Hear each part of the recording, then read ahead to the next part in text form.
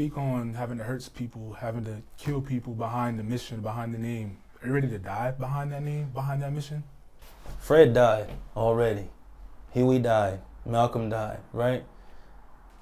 And we were charged by their deaths, right? But I can't imagine what would be going on with the black liberation struggle if Malcolm was still alive. Can you? No, I'm not ready to die for the struggle. I'm ready to live for it. Because I feel like to die for it would be like being a deadbeat dad.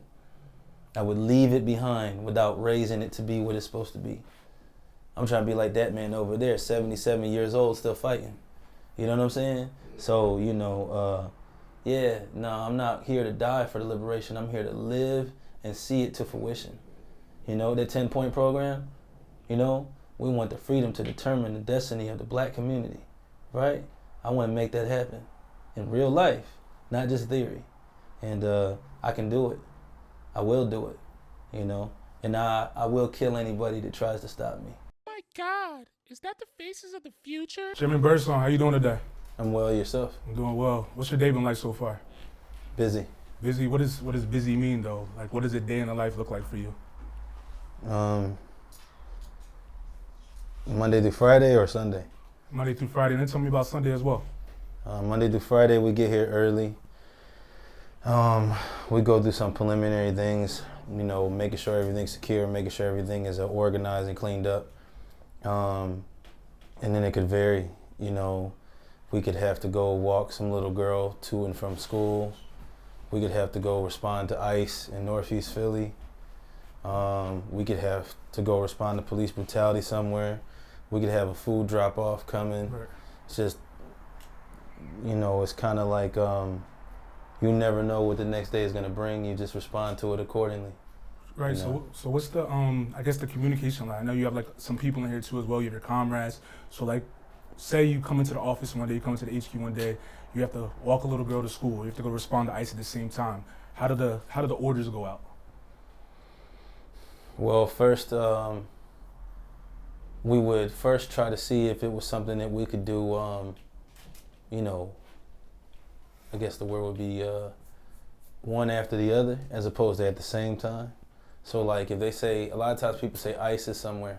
ICE ain't really there though, it's just police or the military. And so, we'll ask, do you have any pictures or anything supporting the fact that you're saying ICE is there?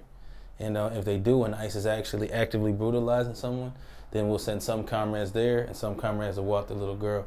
9 times out of 10, we'll send the valets to meet ICE. Okay. And we'll send like just any comrades to go walk the little girl. What are valets? Valets park stuff. That's my answer. Okay. So it's like code. It's like between you and your comrades. I mean, think about it. If you and I had a conflict with one another and I told you to digress, or you'll get parked like a car. Okay. What would that mean to you? Understood. All right. Understood. Yeah. Understood. Yeah. So, with all that being said, what is the actual mission of the Black Lion Party? We want to create an intercommunal underground railroad that achieves intercommunal government dependence, intercommunal community security, and intercommunal solidarity.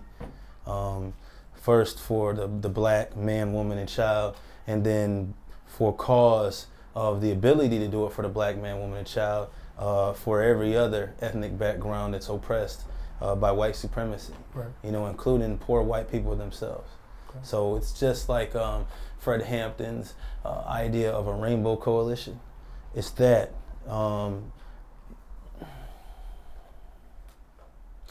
I said this in repeating somebody, but somebody recently said the Black Lions are the real Black Panthers, right? Because they really follow the ideas of Huey and Bobby and Fred, right? I intend to validate that statement with my actions and my choices, because I really do believe in what Huey Newton was teaching. He's the one that came up with that idea of intercommunal solidarity. Right. And I intend on making it a reality, that some of his comrades that are still alive didn't suffer the fate that he suffered. Some of Fred's comrades that are still alive. I want to show people like Billy Che Brooks and Aaron Dixon, I want to achieve that, and I want them to see it. You know what I'm saying? Right. So, yeah. So when you're trying to bring so much solidarity, why does that bring so much conflict? There's so much resistance when you're trying to bring different groups of people together outside of just the black race. Well, first of all, there's no such thing as black race. That's an ethnic group. That's a cultural identity. But there's only one race on the planet. That's the human race. No disrespect intended. And are you referring to flack that I'm receiving from our own people? From our own people, what people are saying online, interviews that I've seen you in, and you've addressed these situations. So I'm curious, again, just why do you think it brings so much, I guess, conflict or resistance? Well, I guess from our own people, we are terminally ill with Willie Lynch syndrome. It's like a cancer or AIDS, something that lives in us and plagues us and destroys us. And the cure is right in front of us, but we ignore it to keep suffering and to keep inflicting the suffering on one another. That's how strong that programming is, you know? And I think that's the main reason why, you know, when I come outside and I push these ideas and make them a reality, and everybody can see them and they're no longer a fairy tale. It's kind of like trauma programming with a woman or a child or a pet. Not to compare a woman or a child to a pet, but that trauma programming is prevalent in all three. For instance, a woman is constantly beat, brutalized by her parents. She grows up in an environment where a man and woman are beating each other, and it's always this loudness, right? A lot of times when or a man too, when you take a man or a woman that grows up like that and put them in a peaceful situation, they don't know how to do anything but destroy that peaceful situation to make it what they're used to. You see what I'm saying? And in their mind, they don't compute what they're doing. All they know is, it's like a subconscious thing where this becoming a physical manifestation where they work to destroy the environment around them, any peace in the environment around them, to make it replicate what they're used to, what they're comfortable with, which is chaos. Same thing with a child. Me, for instance, I grew up in a very horrible situation, a situation I wouldn't wish on anyone, right? And so, my younger years, I was evil, you know, and I wanted to destroy everyone around me, and I wanted to go out in a blaze of glory. I wanted to gangbang, you know. And any of you, even if you were in the same gang I was in, if you weren't on what I was on, if you wasn't as tough as me, if you wasn't as ready to die as me, then I would prey on you too. You know, I want to fight you too. We gotta go there too. You know what I'm saying? That was that programming. I was raised in trauma and abuse and death, and so I replicated that because that's what I was used to. And whenever I was around peace and good stuff, you know, then it was like I had to create the evil that I was accustomed to. Similarly with a cat or a dog that you can get from a shelter. You know, some of them are so traumatized. You adopt them, you give them a warm, nice place to stay and some food, and they'll go through the house and rip up and tear up everything and hiss at you and bark at you, and you had to call somebody to come euthanize them, right? Because that's what they're used to, and they can't compute when they're around anything but what they're used to. It makes them uncomfortable, puts them on defense, and they have to fight that peace. They have to fight that understanding. They have to fight that truth, you know? And that's what our people are suffering from, you know? Right. They've been beaten and oppressed. They've been the victim for so long. They see somebody, a black man with a gun, stare down, stand up to the police, and the police back down. First thing they say is, that nigga gonna die. They gonna kill his ass. What he doing with that big ass gun? He crazy. Stay away from him, right? Because they're scared. And what they're used to is being victims. And anything outside of what the norm is evil. Men fear and demonize what they don't understand. When I say men, I mean mankind. Right. So I hope I answered your question. I did answer it, but I have a question after that. So when it comes to that, like, how hard was it first for yourself to deprogram like the way you thought? You said you were evil. Like, how long did it take you to rewire your brain and I guess take that energy that you had with the evil side and do good like you were doing now? I still am evil. I fight every day to be something else because I realized that my life is not my own, and my time here on earth is not my own, and I can't get away from what it is that I am here to do. And no matter how hard I try, I mean, I've ran. That's why there's a gap between like 2020 and the instances that happened then and 2023. Because for like 2 years there, I was running. You know, I didn't want to be this person. I didn't want nobody looking at me. I didn't want to be nobody's leader. I didn't want nobody following me or depending on me. I didn't want to have to teach nobody nothing. I didn't want to have to fight, you know. It would seem that I like fighting. Fighting is who I am, you know. But in reality, I just want to go fishing. I just want to go swimming. I just want to go get in the water and sit there and be quiet. But that's not afforded to me. This is who I am. This is what I'm here to do. And I can't live in peace knowing that my people are suffering. I can't sleep. It takes away my appetite, you know? And like I said, it's a fight every day to convert what I was programmed to use for evil and use it for good. My uncle said this to me the other day. He called me and he was like, Paul, he says, they call me Small Paul. He's like, Small Paul, you know, I always wondered, why is my nephew so violent? Why is my brother, my dad, why are they so violent? Why are they? He was like, I've seen you do some things that made me feel like I need to stay away from him or I'm going to prison with him, you know? And he was like, but now I understand. You were just misguided. This is what you were made for. This is what you were created for, why you are like that. And he was like, stay true to it. Don't turn away from it. Now that you figured out why that's there. So I still have every capacity in me to do the evil I've done in the past. It's a matter of a choice that I make in that moment. You know what I'm saying? Right. Yeah. So you say you were running. Where were you running from? Were you scared? Were you scared of like what came with it, or are you scared of your power? Or your power of your influence that you have? Both. Explain. When I used to gangbang, right? It would be a room full just like this, and they'd all be following me. And I would lead all of them to do evil things. And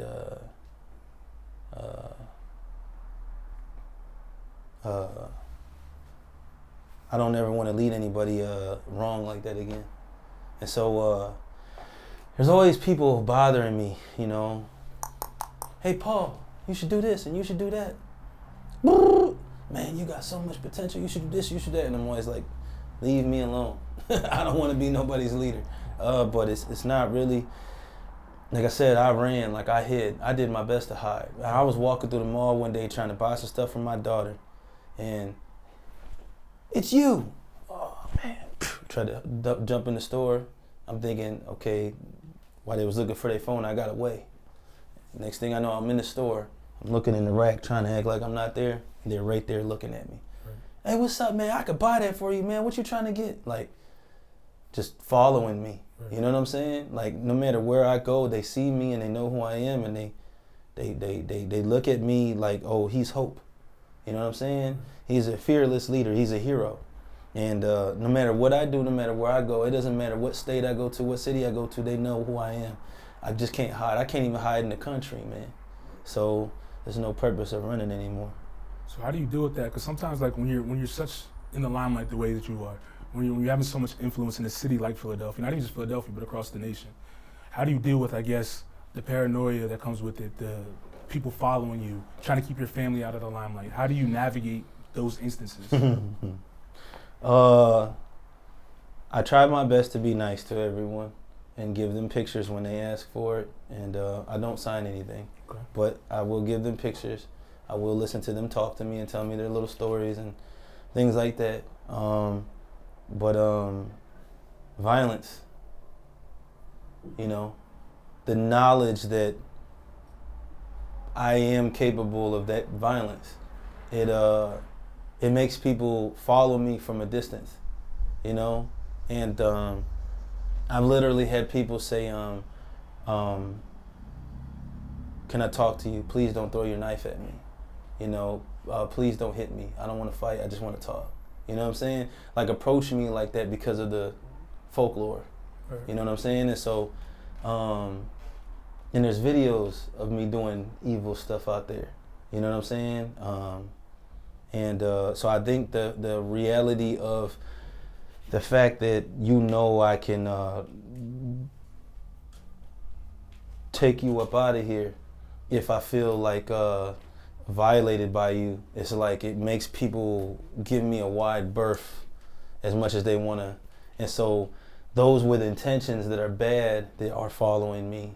You know, like the pigs who put that camera up out there, like they follow me from a distance. They don't just walk up on me. They don't just do like they might have done my predecessors. They don't try to come in my home. They don't follow me down the street, because I'll stop and hop out and go up to them. Right. You know, they used to follow Malcolm X.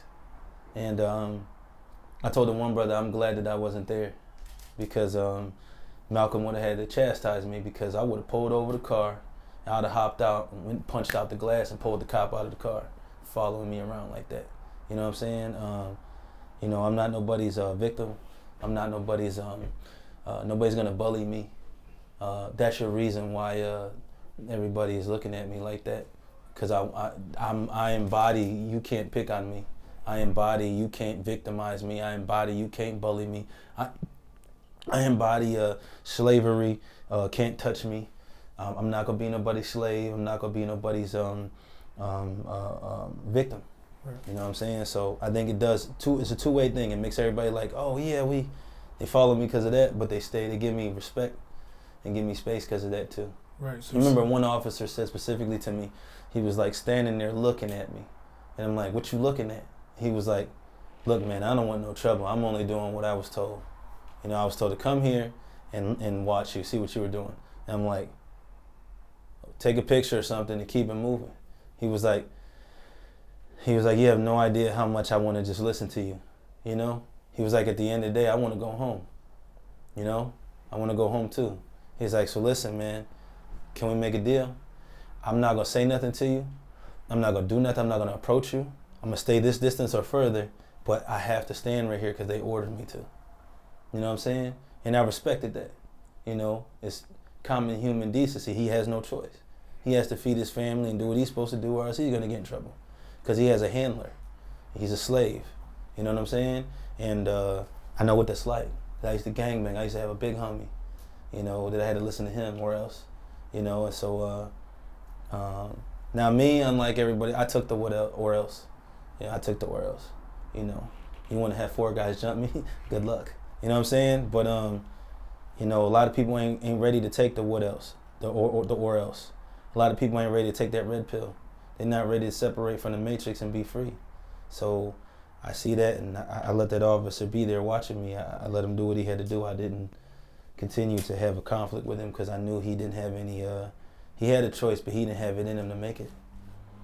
Is there any middle ground between you and the police force? Is there any way that you guys could potentially work together to help the community, help build the community the way that you want to build it? Yeah. They'd have to take their badges off, take their uniforms off. They'd have to recant their oath, and they'd have to become a group of people in the community that are helping the community aside from that oath and that what's the word, institution. There's no peace where there are police, because somebody asked me why I didn't stay being a blood and revolutionize the Bloods. I said, I never got put off, homie. Technically, I still am a pyro. I'm still a blood, technically, right? But I don't gangbang, right? I understand that that there's no way to revolutionize gang banging, right? The origin, the everything that it's saturated with is so evil that it has to be replaced with something different. You see what I'm saying? You have to change, you know? You have to take the old you has to disappear and the new you has to arise, you know? And it's the same thing with the police. Yeah, we could work together, stop being police. You know what I'm saying? But as long as you are an institution whose origin is slave catcher patrol. No. You know, because now you're a policy officer, right? You're a policy official, which is a police officer, right? You're here to enforce the law, policies, right, of the United States of America Incorporated. You're here to protect and serve not the people, but the shareholders. Just like the slave catchers were here to catch the property of the shareholder, the slave owner, right?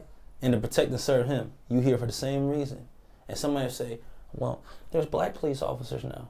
There was black slave catchers back then. What happened was, you'd have a slave, he'd have a family. So he's motivated. You go to him, look, we won't rape your daughter, we'll give your daughter back. Because she's in Master's house right now, pleasing him. We'll give your daughter back.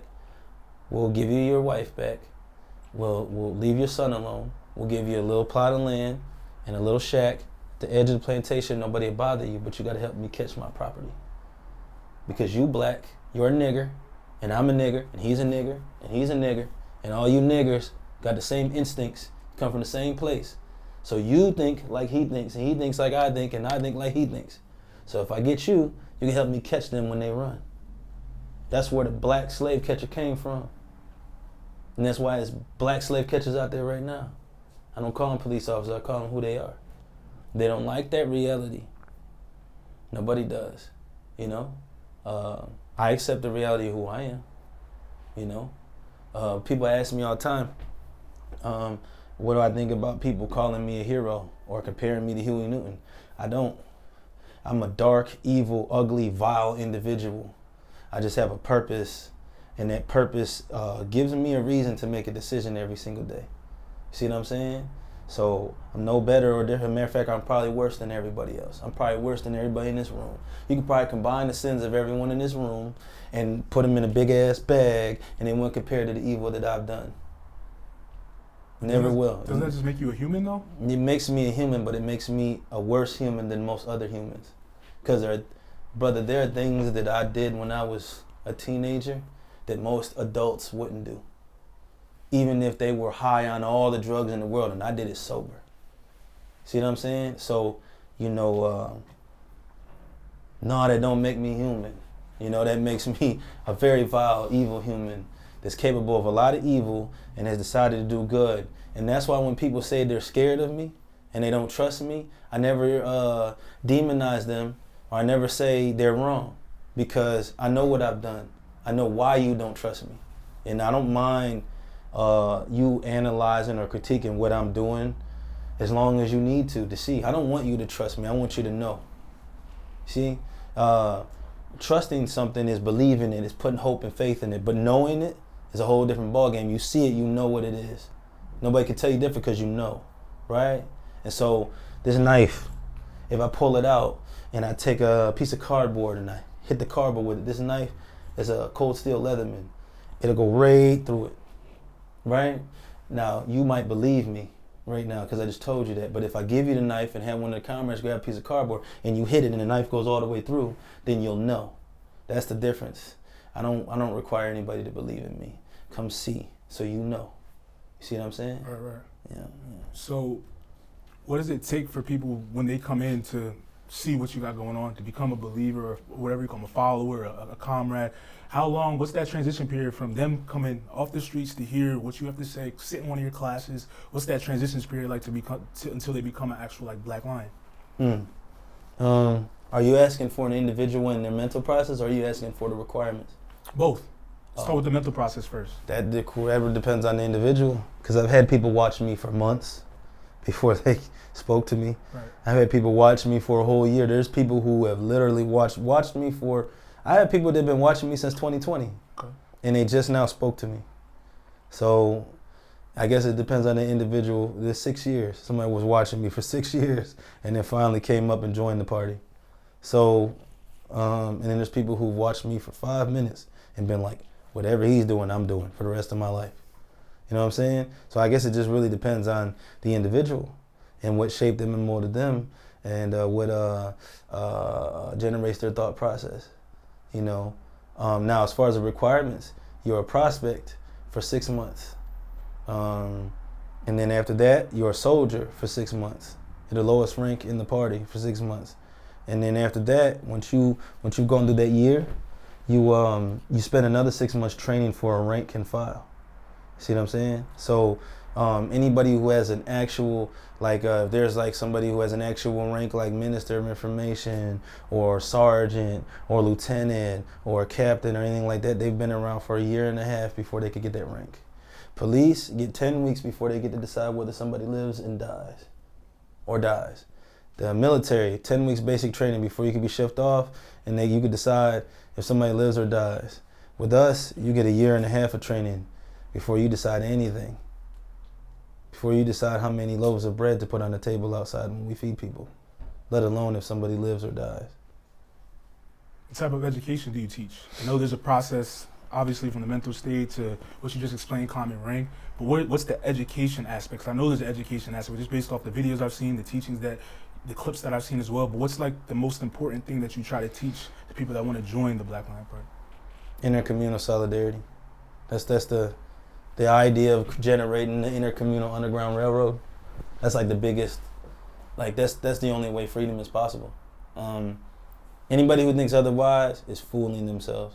But what has to happen is we all have to get together, all communities of all people, and we have to bring our resources, whether we're carpenters, mechanics, whether we grow food, whether we work at the water processing plant and we know how to put water filters on water and filter water for people to drink. Whatever we're good at, we need to bring it all together, and we need to share it with one another so that everybody has what they need without relying on the government or any company or entity that is owned and funded and controlled by the government. See what I'm saying? So, and that's the standard of the education here. The standard of the education is intercommunalism, intercommunal solidarity, intercommunal security, meaning we don't want another Tulsa or another Oscarville to happen. We want it to be a situation where if you try to come and you try to brutalize us and get us, wipe us out because we're independent of you, you die trying. There's no other option there. You know what I'm saying? You come, you don't leave. You know what I'm saying? If you come in peace, what's up? You need something to drink? You hungry? You good? You know what I'm saying? But you come trying to hurt something, you don't go home. So that's intercommunal security, intercommunal government independence, right? We want all these communities to be independent of the government, where with or without the government, they're gonna survive. You know what I'm saying? So in the solidarity piece, we all can rely on each other. You know what I'm saying? And so that's the biggest. And in order to establish intercommunal solidarity, you need common ground theory. You know what I'm saying? Which is what a lot of people lack. And I got a book that I wrote on it. I haven't published it yet, but I teach from that book, right? And I'll be putting that book out. But common ground theory suggests that all of us have something that we struggle with in common, and we could use that as a basis for working together. See what I'm saying? Right. So regardless of our ethnic background, and so or our cultural backgrounds, and so that's the basis of the training here. You know what I'm saying? There's combat training. We practice 6 different martial arts disciplines. There's the weapons training. There's CPR training. Cooking, cleaning, sewing, everything that you would need to learn to be able to be a revolutionary, to be able to save life and sustain life. You learn it here. I'm curious as the response that you got from other community leaders. You talked about solidarity and coming together, whether you're white, black, Hispanic, whatever it may be. What is the responses you've gotten from other community leaders, whether it be black leaders, Hispanic leaders, Muslim leaders, whatever it may be? What are the responses been? Mixed. I got brown berets. I get a message from a different brown beret group every other week, we need to get together. I get messages from cats that call themselves Jaguars. I get cats from different Panther groups. Matter of fact, I was going to speak on that. There's a lot of Black Panther groups that want me to take that name back, by force. Okay. And I've thought about it. I'm still thinking about it. But it's been mixed. You know what I'm saying? It's been some people want to work with me, and some people want me to die. So, you know what I'm saying? It's just been it's mixed. You say you thought about taking the name back, the Black Panther name. What's holding you back from doing so?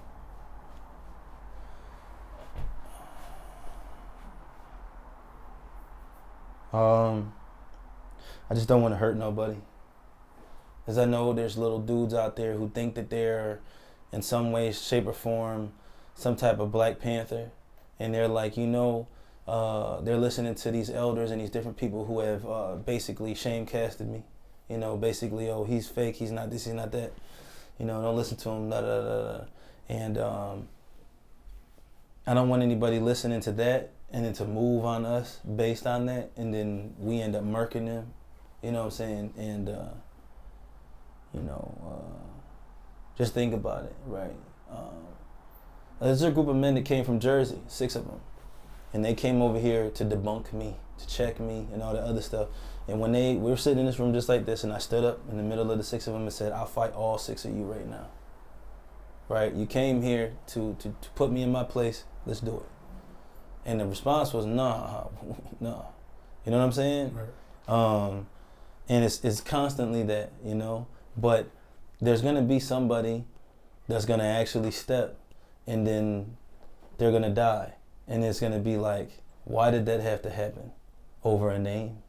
You see what I'm saying? And so while part of me wants to take that legacy from all of these people misusing it and make them respect what Huey said, make them respect what Bobby said, make them respect what Fred was doing, right? Part of me feels like every single one of these groups out here is misusing that name and lying, talking about Black nationalism, right? When Bobby clearly said, he's on video saying it, being interviewed by the Beatles, that Black nationalism is next to superiority is next to supremacy is next to racism, right? He said, we don't do Black nationalism, we do internationalism, right? He said that out of his own mouth on video.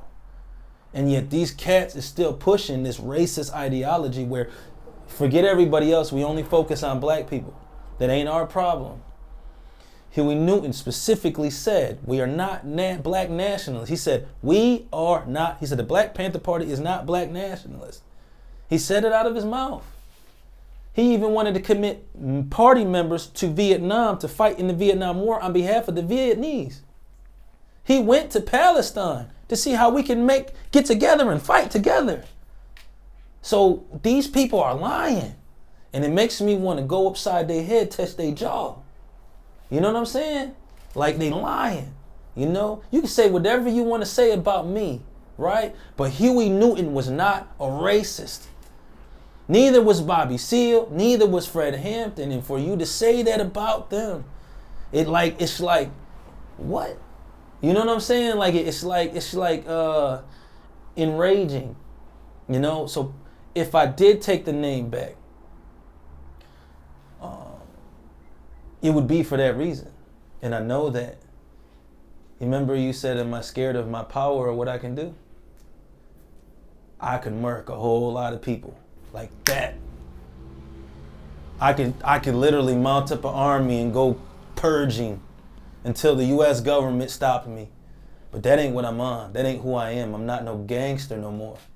You know what I'm saying? So I feel like if I took that name back, there's a reality in which I could do it pseudo-peacefully, but that reality's probability isn't high enough for me to feel like doing it.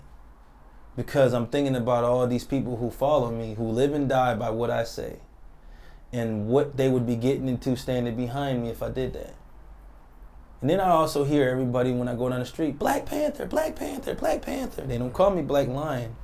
I say out of every 20 people that see me and yell at me, 3 of them call me Black Lion. All the other 17 call me Black Panther. And when they think of a Black Panther, they think of Huey Newton, Bobby Seale, Fred Hampton, and me. And so, because of that, I feel obligation to it. I feel a sense of responsibility to it. Like I have to hold myself accountable to that. And I'm wrestling with that right now. The whole Black Lion thing. Part of me wants to black out all these walls and put Panthers back on it. Put Fred's face right there. Huey's face right there, Bobby's face right here, right? You know, part of me wants to make patches, you know, Huey 2 AKs, Bobby 2 AKs, Fred 2 AKs, crossbones like that, you know what I'm saying? But I just don't want to have to hurt nobody that looks like me to do it. I feel like that would be counter-revolutionary. So it's a struggle. I'm still struggling with it, you know? I haven't made up my mind. I want to, but when I changed, when the blood stuff, when I decided to do what I was gonna do, regardless of what the big homies was gonna say, I had to fight and get bloody for that. And I was willing to do that. I told all the homies. I had 80, Baby Westside, Baby Cat, all these homies in there, Jay Boogie, all these homies in there with me. Fat Jig, you know what I'm saying, Ty? We was all in the space together. I'm like, look, I'm about to do this. You don't have to follow me. You don't have to call me big homie no more. Go do what you gotta do, because I'm about to do this. And it's gonna get real bad and real ugly. Oh, hey, blood, whatever you doing, that's what we doing. See what I'm saying? All right. So, you know, that's why all those leaders of all those chapters are ex-Pyrus and ex-Bloods. Right. You know what I'm saying? So, well, not all of them, but like 4 of them, you know. I know that there's a possibility that I'm gonna have to hurt somebody if I do that. So, and I just, like I said, I don't want to hurt nobody that look like me if I can avoid it, you know. You speak on having to hurt people, having to kill people behind the mission, behind the name. Are you ready to die behind that name, behind that mission?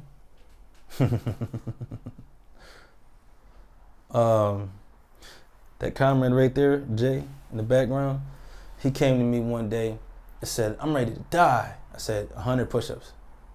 He's like, why? I'm like, Fred died already. Huey died. Malcolm died, right? And we were charged by their deaths, right? But I can't imagine what would be going on with the black liberation struggle if Malcolm was still alive. Can you? Can't imagine. You know? No, I'm not ready to die for the struggle. I'm ready to live for it. Because I feel like to die for it would be like being a deadbeat dad. I would leave it behind without raising it to be what it's supposed to be. I'm trying to be like that man over there, 77 years old, still fighting. You know what I'm saying? So, you know, I'm not here to die for the liberation. I'm here to live and see it to fruition. You know, that 10-point program, you know, we want the freedom to determine the destiny of the black community, right? I want to make that happen in real life, not just theory. And I can do it. I will do it, you know? And I will kill anybody that tries to stop me. You know, in order for you to stop me, you'd have to kill me. And if you try to kill me, I'm going to kill you. So, self-defense, you know what I'm saying? Of course. Right. So, you know what I'm saying? So, that's the same thing I was saying with ICE. Right. Safe life repair, safe life repair. If you try to hurt me, I'm going to hurt you. Right. You know what I'm saying? To stop you from hurting me. Self-defense, you know. What did they do to Renee Good? You think she's getting a closed casket or an open casket? Any takers? So you see what I'm saying? Like, so you think I'm gonna let them do that to me? I will do that to their face before I let them do that to my face. You know what I'm saying? Alex Petty, execution style, base of his skull. You know what that reminds me of? That reminds me of the brother in Grand Rapids. When the pig had him pinned down and pulled the gun out, shot him in the base of his skull. You know? Fuck that. Not me. I'm not wrestling with you. I'm not fighting with you, nothing. I'll fight with you. I'll square it with you. But you reach for that gun, it's a done deal. You know what I'm saying? At that point, you take it to a whole nother level. You know what I'm saying? And if you want to go home, you might as well leave me alone. We can both go home. It's up to you. That's my... The Panther Party had this ideology, and I have the same idea. I still carry it. We mean no harm, but we will accept no harm. Right. You know what I'm saying? So, you know, that's still my stance on things. So, you say you wanted to be like the elder over there, be in your 70s, leading the charge, leading the mission. Is there a succession plan for when you decide to take, a step back and allow a younger or more youthful person to take charge and lead? Yeah, so what I tell the comrades all the time is, when you get yourself to the point where you're working efficiently without me, I'm gonna disappear. When you don't need me no more, I won't be there no more. You know, I'll be there if you call, if I have reception wherever I'm fishing. But if you don't need me, you don't need me. You know what I'm saying? If New York, North Carolina, South Carolina, Northern California, all these chapters, Georgia, Michigan, if they all ran efficiently without needing to call me, then I wouldn't need to be there. So when they don't need me anymore, I don't need to be there anymore. I'm only here because people keep bothering me. If nobody called me, I wouldn't come. Makes sense. You know, that 15th and Clearfield, when I kind of resurfaced, people kept calling me. You know what I'm saying? Resurfacing that way. I was already feeding and everything, but as far as me fighting, like, people kept calling me, you know? And so I answered. You know, nobody else was answering. You know what I'm saying? So somebody had to answer, you know, and I ain't no coward. You know what I'm saying? So my people needed me, so I showed up. I threw down, you know, and I think that when they start calling and there's other people that answer the call that way, they could do it the way I did it and survive and be here to tell you about it, then they don't need me anymore. So then I'll call you, right, and I'll ask you, did you get yourself a fishing rod yet? And I ask you if you got it from Walmart or did you get a man fishing rod? And if you got a man fishing rod, we'll go fishing. So moving away from that a little bit, I see some of the community initiatives that you're doing. Mm-hmm. You get food, is it every week, every Sunday that you get food out? Wednesday and Friday. Wednesday and Friday. So my question to you is, if you had the opportunity to sit down with like Mayor Parker and have a conversation to make this a citywide thing, would you do it? Yeah, I would, as long as she wasn't gonna run her mouth about it. Elaborate on that a little more. Well, you know, people like to be, yeah, I'm gonna do this and I'm gonna do that and I did this and I did that. So as long as we was just gonna do it without talking about it, yeah. Is that an issue you've come into in the past already? What you mean? In terms of you've reached out to try to make these initiatives happen, but man, Cherelle Parker don't want to talk to me, man. I showed up to a couple of her town halls, and she saw me, and she like got behind people, and then all of a sudden, then she went up and so there will be no shouting in here. There will be no this and no that in here, and if you do that, these police officers will take you out. I remember one day she said that at a town hall meeting. I started laughing in the background so hard, like, what police officers gonna do? What, these guys? Don't make me laugh. You know what I'm saying? Right. But it was just like, you know, she don't want to talk to me, bro. I'm really about doing the work. I'm not about all of that. I don't want to be on nobody's camera. Obviously, you guys keep coming to talk to me, but I'm not interested in, I did it. It was me. You know, I'm not interested in votes. You know, I don't care who vote for me. Vote against me, please. Find somebody else to do it. You know what I'm saying? Dick's Sporting Goods and Cabela's are calling my name, the fishing aisle. But, you know, I can't reiterate that enough. But, nah, man. First of all, I'll sit down and talk with her. But again, like I said, I'll do it with no cameras. Right. You know, you got security cameras, you know, but not nothing like that. No news, no press. Nobody's gonna know about it. And all we're gonna do is, how much food is you gonna provide? I'll make sure it's a food giveaway on all four corners of the city every Wednesday and every Friday, every week.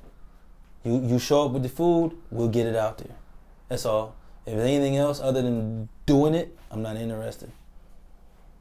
Why do you believe that, I guess they're so opposed to it as a dependency thing, that they want people to depend on them? Exactly. Think about it. How would Cherelle Parker have a job if people didn't need her for stuff? So, and I have no problem with you being the catalyst for things. Yeah, you can be necessary, but don't try to, you know, get people to worship you for it. You know what I'm saying? And don't do it for that reason. You know, just give us the food. Shut up and go away. Give us the food. You know what I'm saying? When I give people the food, last week, the food, I had to go handle a personal matter. The food got given away. I wasn't even here. That's the point. There's video out right now of last week's food giveaway, and I'm not in it. You know what I'm saying? And that was the point. The point is, you can do it. You don't need me. You got it. You know what I'm saying? With these politicians, the point is, I did that. See, I did that. You seen me? You saw me? What did Samuel L. Jackson do with Coach Carter? tied his shoe. Look at that knot. I did that. You seen that? I did that. Like that's what they want. They want to be seen. I don't care about that. Right. So moving forward, as we start to wind down, I guess over these next 6 months to a year, what do you want the impact to be, not just only in the city but across the nation as you start to build out what you guys are doing and helping the community at large? I want people to be able to rely on one another, and I want to make it so that there's no woman who has to choose between whether or not she's going to buy her child school clothes or put food in her child's refrigerator. If I achieve those two things, everything else gets achieved. And then when it comes to, I guess, when people see you guys with guns walking around, should they be afraid? I'm not talking about the police officers. I'm not talking about government officials. I'm talking about everyday people. Mm-hmm. Not if you're not doing anything to hurt the community. Are you selling drugs? Are you trafficking children? Are you robbing people? Then yeah, be afraid. But if you're just a regular person just living your life, no, do not be afraid, because you're exactly who I'm there to protect. You know? Think about it, like, how old are you? 30. Okay. So I'm 39. I'm an 80s baby, right? When I was a kid, 5, 6, 7 years old, we could walk to the store by ourselves. You'd be stupid to try to run up on us, because we all had pocket knives. Like, that's how we lived. We rode BMX bikes, and we went swimming in the water, even if we couldn't see the bottom of it. We drank out of the water hose. But that was the world we lived in. You can't do that nowadays. You drink out of the water hose, you're liable to get some brain-eating bacteria in your head. You know what I'm saying? You walk around with a pocket knife and the police catch you, they'll shoot you, even if you're 7 or 8 years old. You know what I'm saying? You got to worry about people snatching you and selling you for their sexual purposes or for your organs. Literally, there's these vans and trucks driving around all day snatching people. The other day I got a video of these people snatching this girl into a Kia Optima. You know what I'm saying? A purple Kia Optima. They snatched the girl in there. Luckily, people from the community, this one lady said, no, threw a brick and broke the window, and they just started beating on the car and got the girl out. But, you know, that's the world I lived in, and it can't be like that now. Yes, it can. If we make it that way. You know, I think it's funny. You have a significant other or a girl? Okay. When you do find one that you like, and she says, let's take things slow and see where they go, I want you to stop and be like, things ain't gonna go no way we don't make them go. Either by our lack of attention to the situation or us being intentional with the situation. Things don't just go anything. It's whatever we did, that determines what happens, right? It's the same thing with the community, right? When you sit there and turn a blind eye, that ain't my problem, that ain't got nothing to do with me. It ain't happened to me. That ain't none of my business. You're the reason the community sucks, because you suck as a human being. Because you don't take responsibility for where you live at, right? And you don't think in terms of reality. In reality, humans are socially communicable.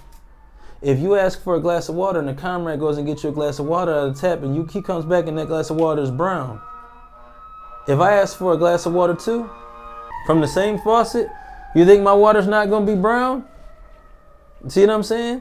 So what's happening to you is happening to me. We might as well work together. I mean, we both black. Your birth certificate probably say black male. Mine says black male. Okay, so, but that white guy in the other room, white lion, Jeremy, right? Him. If he's sitting next to you and he asks for a glass of water, you ask for a glass of water, both of y'all get brown water. Y'all both got the same problem. Correct. Y'all need to be working together to fix it. So it's the same thing with the communities. You know? I think that's what needs to happen. And when that happens, they don't need me no more. Well, I appreciate you sitting down with me. The last thing I want to say is, where can everybody find you? If they need help, where can they reach out to? How can they support what you guys got going on? That's 3 different questions. You can find me at 5323 Chestnut Street. Or if I'm not here, I'm probably outside in the hood or the community somewhere doing something that needs to be done. If you are trying to contact me, you can call the Black Lion Party hotline, which is 267-951-4036. If you're trying to contact me directly, you can email me at chairmanpaul@icloud.com. And obviously I'm on Instagram and TikTok and Facebook, Chairman Paul Birdsong. So All right, well, Chairman Birdsong, appreciate you sitting down with me. No problem. Yeah, appreciate the interview, man. No problem. Thank you, sir.